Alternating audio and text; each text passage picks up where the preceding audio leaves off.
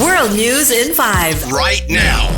News and developments making headlines around the world in 5 minutes. World News in 5. Here on Radyo Pilipinas World Service.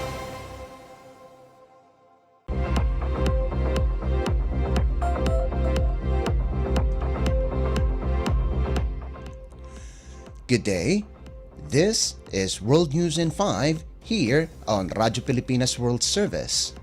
A state of emergency has been declared in Bosnia and Herzegovina following heavy rains that caused floods and landslides in the central part of the country, leaving at least 18 people dead with more than a dozen people reported missing.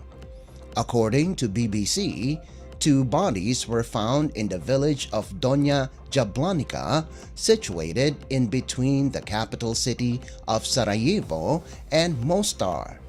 13 more deaths were confirmed from the Herzegovina-Neretva canton, while 3 more were reported in the town of Fojnica in central Bosnia canton.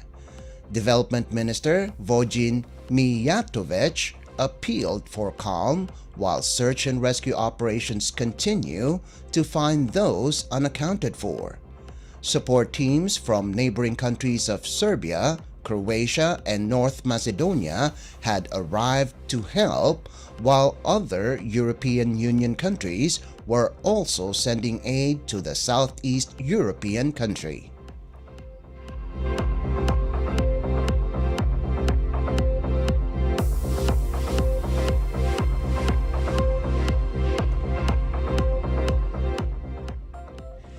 The Democratic Republic of the Congo have started its vaccination drive against Mpox, formerly known as monkeypox, hoping to curb its spreading almost 2 months since the outbreak.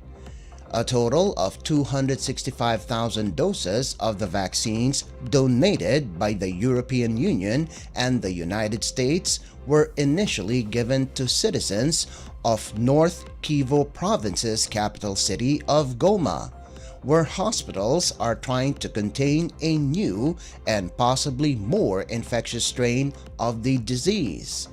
According to the United Nations International Children's Emergency Fund, or UNICEF, after North Kivu Province, vaccination will proceed to South Kivu, then to the provinces of Chopo and Equateur. Vaccination in the provinces of Sud Ubangi and Sankuru will start soon after. Around 30,000 suspected cases and 859 deaths have been attributed to Mpox in the Central African country, accounting for 80% of all the cases in Africa this year, as well as 99% of all deaths recorded. Health Minister Roger Kamba said the vaccines will be administered to adults that are at risk and frontline workers, even though most cases and deaths came from children under the age of 15. Kamba added that around 3 million vaccine doses approved for use in children are expected to arrive from Japan in the coming days.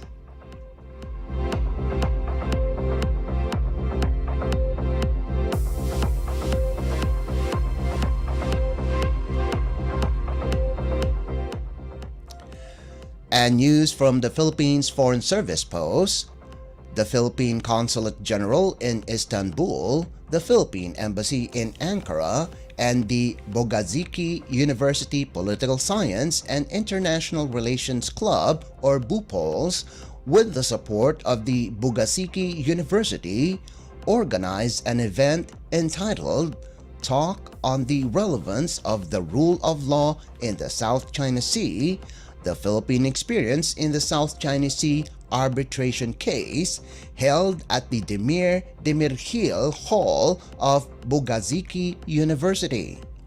Philippine Ambassador to Turkey, Henry Bensurto Jr., served as the keynote speaker.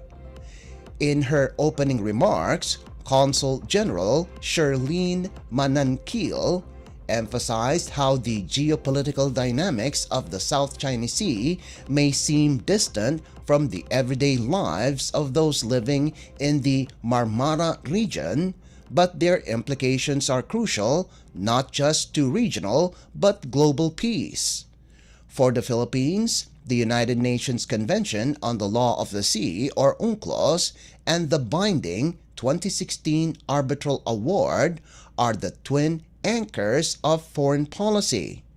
Ambassador Bensurto, who served as lead counsel of the Department of Foreign Affairs or DFA component of the Philippine legal team on the South China Sea arbitration case, shared his extensive experience and in-depth knowledge of the case and discussed the historical, legal, and geopolitical context in the region.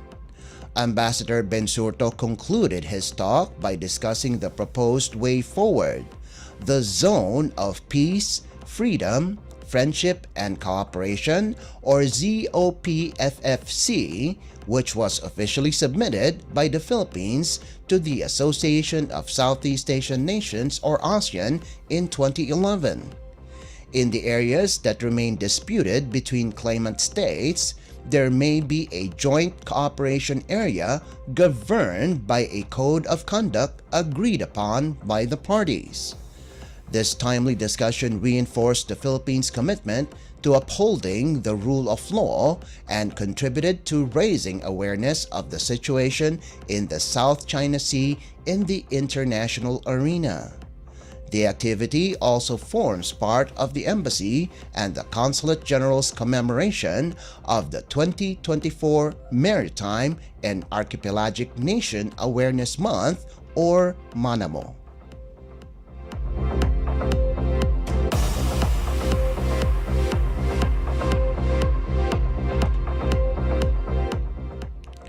And that concludes today's edition of World News in 5.